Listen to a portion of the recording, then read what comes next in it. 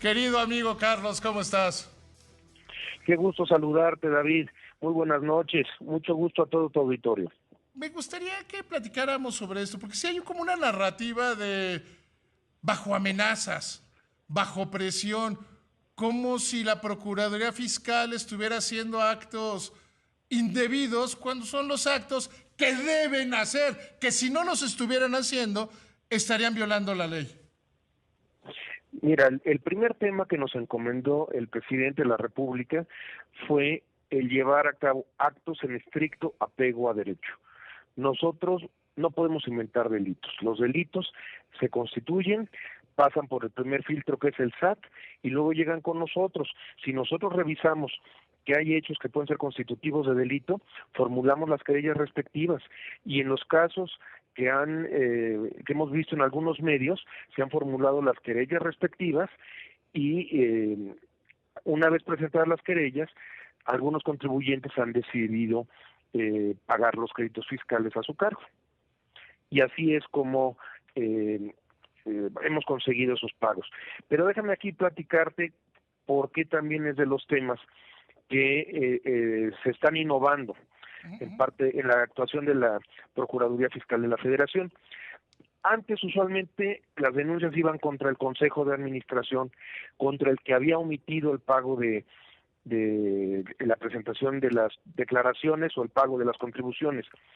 Pero ahorita le estamos dando un giro a los asuntos. Estamos presentando querellas contra el que tiene la firma electrónica, que es el encargado de presentar declaraciones y pagar contribuciones, contra el Consejo de Administración, que es el que debe verificar que se lleven a cabo estas contribuciones, contra la persona moral. Es decir, si en sentencia definitiva se declara culpable a la persona moral, se puede pedir el aseguramiento de la misma o se puede pedir la disolución y liquidación, que eso es un tema muy delicado.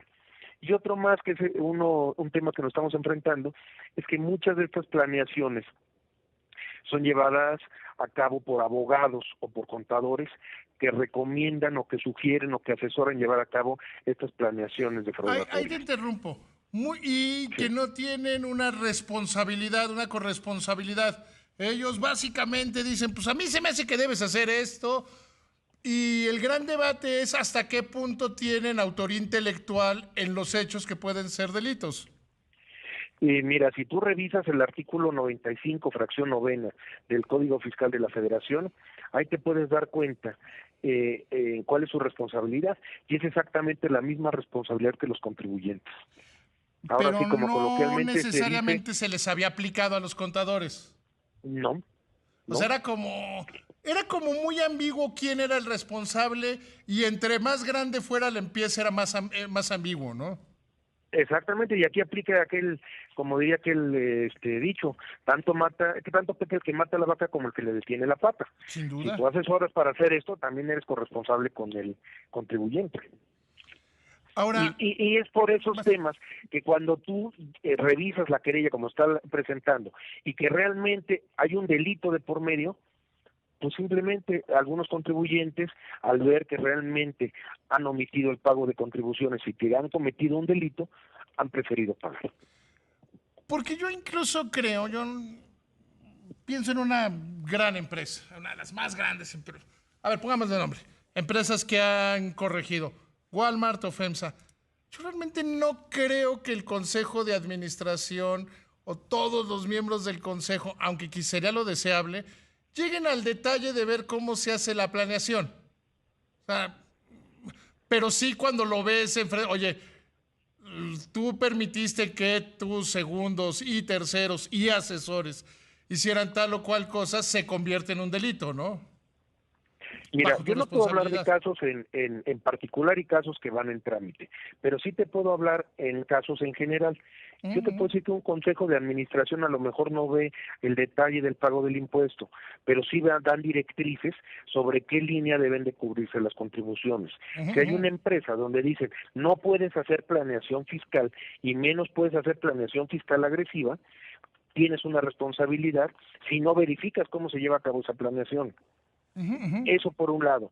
Y por el otro lado, en muchas empresas dicen, bueno, si se va algún consejero, se va un apoderado, pues por cantidades multimillonarias, dicen, me la juego y hasta el final.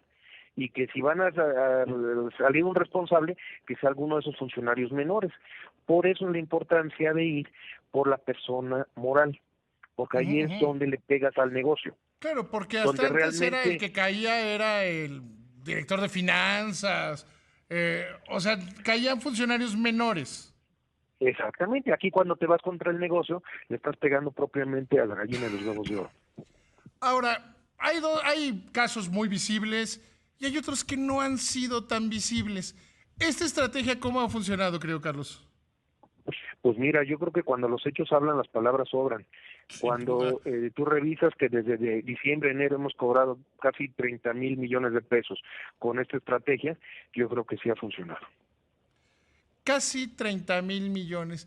¿Cómo funciona? Porque a mí me cuesta trabajo entender esa narrativa que está en muchos medios, bajo las amenazas de la Procuraduría Fiscal, bajo las amenazas de Hacienda.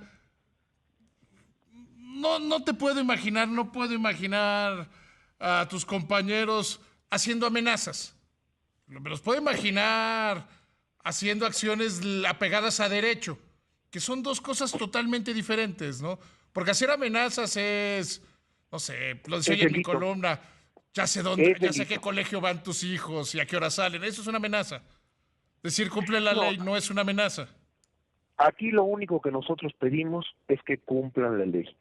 Y si hay un delito cometido, nosotros tenemos que perseguirlo, no hay más.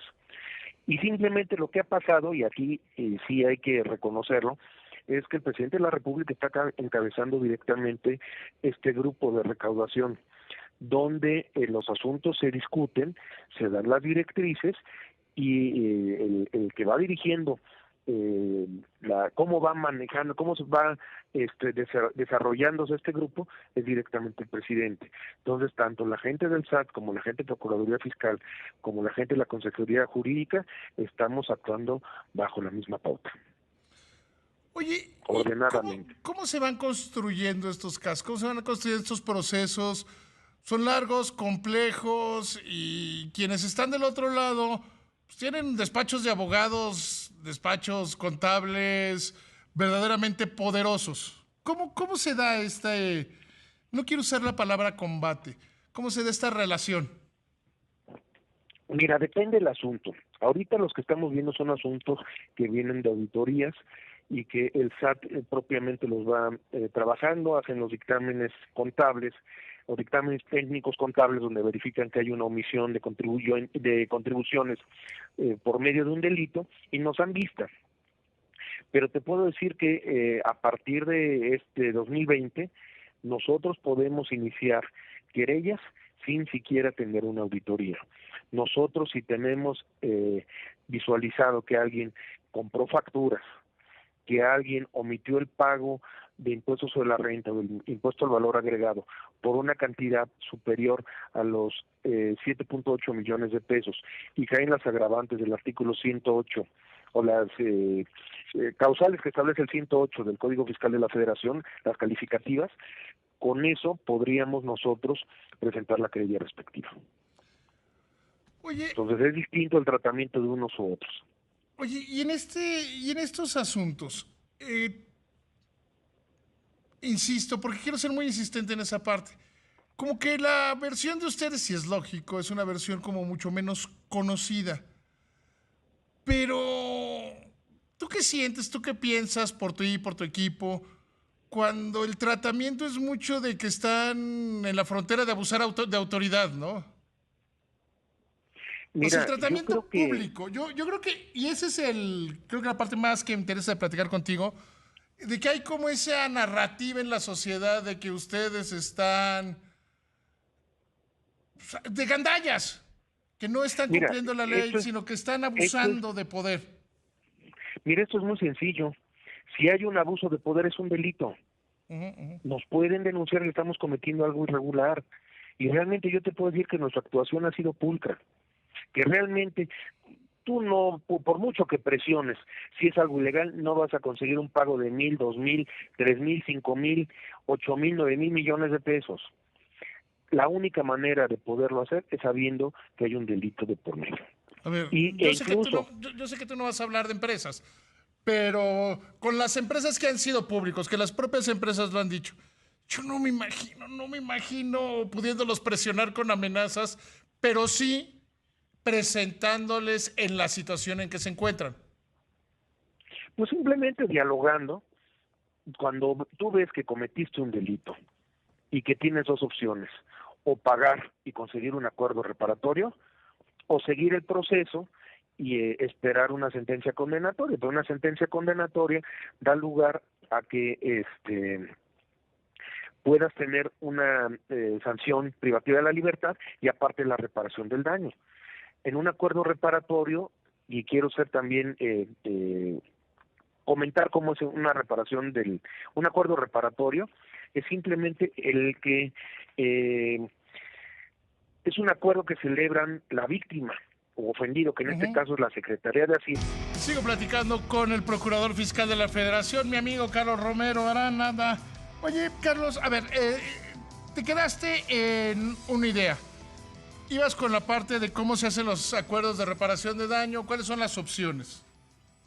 Mira, aquí cuando ya hay una querella presentada, se le da a conocer al particular que hay una querella presentada en su contra y él puede solicitar un acuerdo reparatorio. En un acuerdo reparatorio es precisamente un acuerdo entre la víctima ofendido, que en este caso es Hacienda, y el imputado, en este caso, el que omitió las contribuciones y cometió el delito de defraudación, que tiene por objeto la extinción de la acción penal. Es decir, llegamos a un acuerdo donde bajo ciertas reglas tú pagas y la Secretaría de Hacienda y Crédito Público extingue la acción penal. No se llega al procedimiento, no se llega a sentencia. Eso tiene unas reglas específicas, porque el primer término es que es un acuerdo reparatorio en la vida por estos delitos. Es decir, cualquier empresa que obtiene un acuerdo reparatorio no puede tener otro en la vida. El segundo tema es que obviamente tienes que cubrir no solo la parte que amerita la denuncia penal, tienes que cubrir todos tus adeudos fiscales, porque esa es satisfacción de la autoridad hacendaria. Claro. Y el tercero que se pide por parte de nosotros y que se vio en el periódico en los primeros meses del año, es que se tiene que reconocer en un diario de circulación nacional que ha sido beneficiado con un acuerdo reparatorio y exhorte a los contribuyentes a cumplir con sus obligaciones fiscales. Que eso está funcionando bastante bien, ¿eh? Y al final de cuentas, de reconocer que incumpliste. Creo que deberían precisarlo, porque hay quienes lo ponen en edictos, hay quienes lo medio esconden. Creo que debería haber una modificación legal para que hubiera, no sé, una media plana en un periódico de circulación nacional, una cosa así, ¿no? Es lo que estamos pidiendo y que nos ha pedido el señor presidente, para que todo mundo pueda ver qué es lo que yo haría un cambio que sería un media plana en un periódico de circulación nacional. Sí, sin algunos de circulación nacional así, que todo el mundo lee. ¿Sí? Y en sus redes sociales. En las páginas corporativas. Sí. Querido pues eso Carlos, suena muy bien, lo tomamos en cuenta. Yo creo que por ahí debe ir, ¿eh? O sea, yo creo que pues Dime. Te escucho. Sí. Yo creo que esto es, y sobre todo te agradezco la oportunidad de poder dialogar contigo, de poder transmitir esto a tu auditorio y sobre todo que son puntos muy finos que es muy difícil expresarlo al público.